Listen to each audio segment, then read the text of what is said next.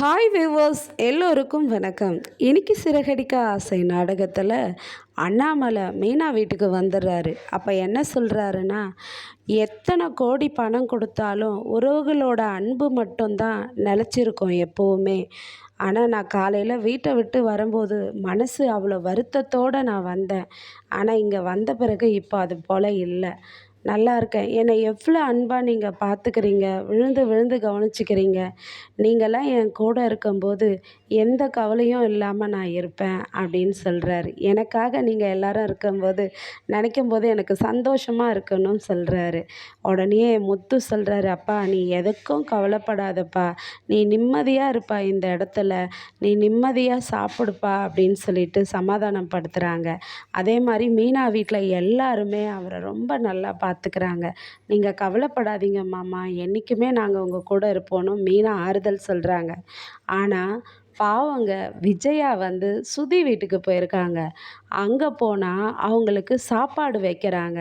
சாப்பிடும்போது அந்த சாப்பாடு வந்து மட்ட அரிசி சாதமாக வைக்கிறாங்க. அதை பார்த்த உடனேயே பெருசு பெருசாக இருக்குது. விஜயாவுக்கு பிடிக்கவே இல்லை. என்னங்க இது மாதிரி இருக்குது, இந்த அரிசி இவ்வளோ பெருசாக இருக்குது, ஒரு புடி எடுத்தாக்கா அப்படியே கை நிறைய வரா மாதிரி இருக்குது அப்படின்றாங்க. உடனே ஸ்ருதியோட அம்மா சொல்கிறாங்க, சம்மந்தி நாங்கள் எல்லாரும் இந்த அரிசி தான் சாப்பிடுவோம், இது மட்ட அரிசி உடம்புக்கு ரொம்ப நல்லது அப்படின்னு சொல்கிறாங்க.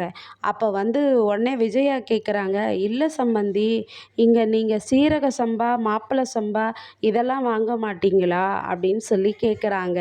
அதுக்கு வந்து அந்த அரிசிகளை விட இந்த அரிசி தான் நல்லது, நீங்கள் என்ன நல்லதே சாப்பிட மாட்டீங்களா அப்படின்ட்டு ஸ்ருதியோட அம்மா கொஞ்சம் ஒரு குரல் உயர்த்தி கேட்குறாங்க. நேற்று என்னன்னா பிளாக் டீ குடிங்கன்னா பால் டீ தான் வேணுன்றீங்க, நம்ம எங்கே போகிறோமோ அங்கே அதுக்கேற்ற மாதிரி வாழ கற்றுக்கணுன்றாங்க. அப்போ வந்து விஜயா சொல்கிறாங்க, மாப்பிள்ளை சம்பா அரிசியை வடித்தா நல்லா இனிக்கி பூத்த மல்லிகைப்பூ மாதிரி இருக்கும், இது என்ன இப்படி இருக்குது, காஞ்சி போன பூ மாதிரி இருக்குதுன்னு கிண்டலாக சொல்கிறாங்க. அப்போ உடனே பாவம் ரவிக்கும் ஸ்ருதிக்கும் ஒரு மாதிரி ஆயிடுது. ஸ்ருதி சொல்கிறாங்க, அத்தை நீங்கள் இந்த சாப்பாடு சாப்பிடுங்க, உடம்புக்கு ரொம்ப நல்லது அப்படின்றாங்க. உடனே வந்து இவங்களும் வந்து இல்லைங்க இது யானை உருட்டை போல் இருக்குது அப்படின்னு சொல்கிறாங்க. இதை தான் சாப்பிட்ணும், எங்கள் வீட்டில் நாங்கள் இதை தான் சாப்பிடுவோம், நீங்களும் இதையே சாப்பிட்டு பழகிங்க சம்மதின்னு சொல்லிடுறாங்க. சொன்னதும் அவங்களுக்கு மனசு ரொம்ப வருத்தமாகிடுது. அப்புறம் மனோஜ் என்ன பண்ணுறாருன்னா, அவர் போயிட்டு அவர் ஷோரூம்லேயே தங்கிக்கிறாரு. கூட இந்த சந்தோஷையும் தங்க வச்சுக்கிறாருங்க. நைட்டு இங்கே தூங்குன்ட்டு. இந்த சந்தோஷோட அமக்கலம் ஐயோப்பா, நைட்டு ஃபுல்லாக மனோஜால் தூங்கவே முடியலங்க. ஏன்னா இவருடைய கொரட்டை சத்தம் அவரை உலுக்கி எடுத்துருச்சு. சந்தோஷ் நல்லா கையை வேற தூக்கி தூக்கி என்னவோ யானை இது உதும்புறா மாதிரி ஒரு சத்தங்க. அந்த சத்தத்தில் எலி வேற. ஐயோ மனோஜ் அன்னைய நைட்டெல்லாம் தூங்காமல் கஷ்டப்படுறாரு. அதுக்கப்புறமா மீனாவும் முத்துவும் அவங்க அப்பாவை நிம்மதியாக சாப்பாடு கொடுத்து அவரை தூங்க வச்சுட்டு நாங்கள் போயிட்டு மாடியில் போய் படுத்துக்கிறோன்னு சொல்லிட்டு மாடியில் போய் தூங்குறதுக்காக போகிறாங்க.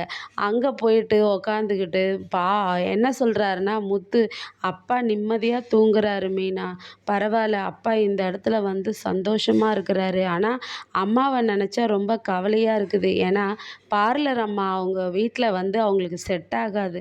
நம்ம பலக்குரல் வந்து நல்லா பார்த்துக்கும், ஆனால் அவங்க அப்பா அம்மா அது மாதிரி கிடையாது இல்லை அப்படின்னு சொல்லிட்டு சொல்கிறாரு முத்து.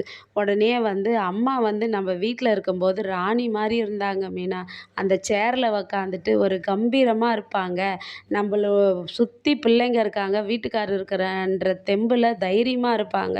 ஆனால் இப்போ எப்படி இருக்காங்கன்னு தெரியலையேன்றாங்க. அதுக்கு மீனா சொல்கிறாங்க, என்ன தான் உங்கள் அம்மா உங்களை திட்டுனாலும் நீங்கள் வந்து உங்கள் அம்மாவையே பற்றி நினச்சிட்ருக்கீங்கல்ல அப்படின்றாங்க.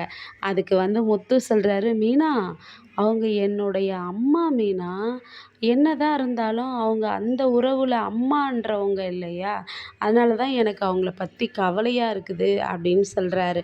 அதுக்கப்புறமா சிந்தாமணியை பார்க்க ரோகிணி வராங்க. ஆனால் சிந்தாமணி அவங்க வேலைக்காரங்கிட்ட, டேய் அந்த குடும்பம் 4 திசையும் செதறிடுச்சுல்ல, ரொம்ப சந்தோஷம்டா அப்படின்னு சொல்லி பேசிக்கிட்டு இருக்காங்க.